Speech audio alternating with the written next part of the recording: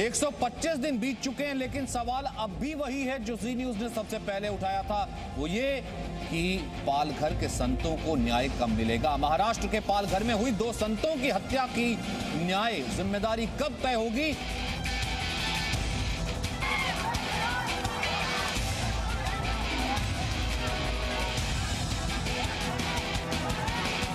जी की एक मुहिम ने तो बड़ी सफलता दिखाई, जिससे कि सीबीआई और एसएसआर का सपना सुप्रीम कोर्ट में जाकर सच हुआ।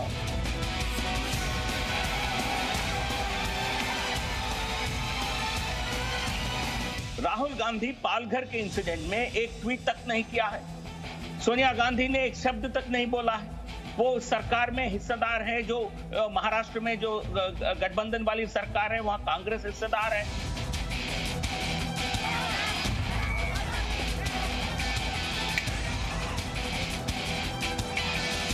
जिन साधुओं को बर्बरता से मारा गया था, उस हत्या की जांच सीबीआई को महाराष्ट्र सरकार कब सौंपेगी?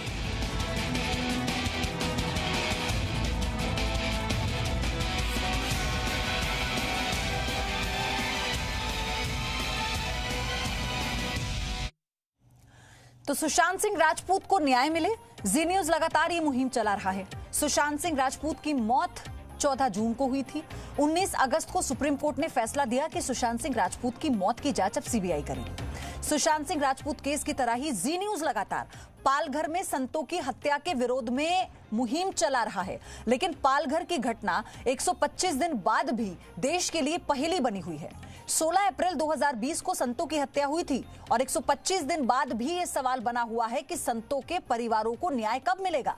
क्या पालघर मामले में न्याय के लिए सीबीआई जांच ही अंतिम समाधान है?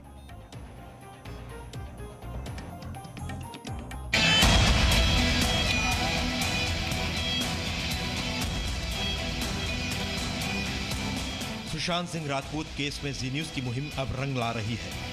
सुशांत सिंह राजपूत केस की जांच सीबीआई करेगी, लेकिन पालघर मामले में इंसाफ कब? पालघर में संतों की हत्या की सीबीआई जांच कब? संतों को न्याय दिलाने तक जी न्यूज की मुहिम जारी रहेगी। जी न्यूज की मुहिम से अब देश का संत समाज भी जुड़ने लगा है। संत समाज ने पालघर मामले की सीबीआई जांच की फिर मांग की है।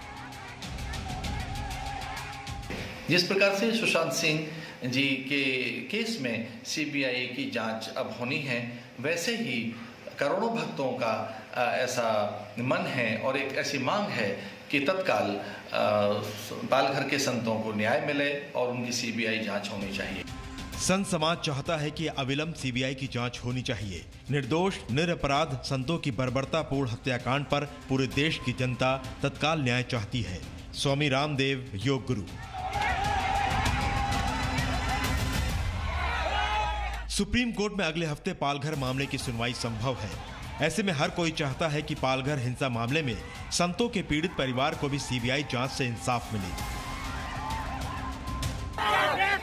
पालघर की घटना को 125 से ज्यादा दिन हो चुके हैं। 16 अप्रैल 2020 को 2 साधु समेत 3 लोगों की बेरहमी से हत्या की गई थी। महाराष्ट्र में पालघर के सिलवास बॉर्डर के पास साधुओं पर हमला हुआ था। पुलिस वालों के सामने ही 2 साधुओं और ड्राइवर की पीट कर हत्या कर दी गई। इसके बाद संतों को इंसाफ दिलाने की बजाय महाराष्ट्र में सियासत गरमाने लगी। पालघर मामले में सीबीआई जांच की मांग पर महाराष्ट्र के मंत्री एकनाथ शिंदे का कहना है कि सीबीआई जांच का फैसला मुख्यमंत्री उद्धव ठाकरे करेंगे। सीबीआई की जांच या जो भी है, जैसी जरूरत होती है वैसे राज्य सरकार, गृह विभाग निर्णय लेता है और निश्चित रूप से जो भी है, कोई कुछ कहे उसके मुताबिक सरकार नहीं काम करती है। इसकी आवश्यकता हो तो निश्चित रूप से मुख्यमंत्री और राज्य सरकार उसके बारे में निर्णय लेंगे। राज्य की सीआईडी जांच में बताया गया कि बच्चा चोरों के आने की अफवाह थी।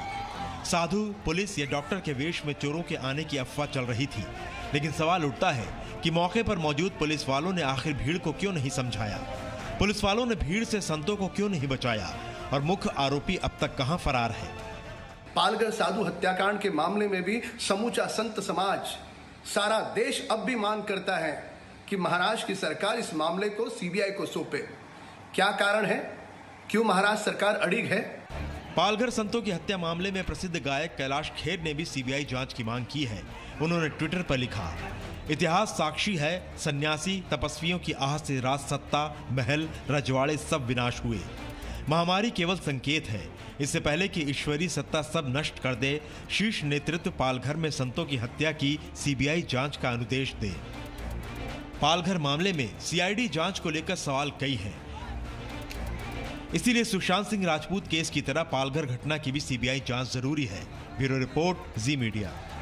Presenting B News app, available on Google Play and App Store. Download it now.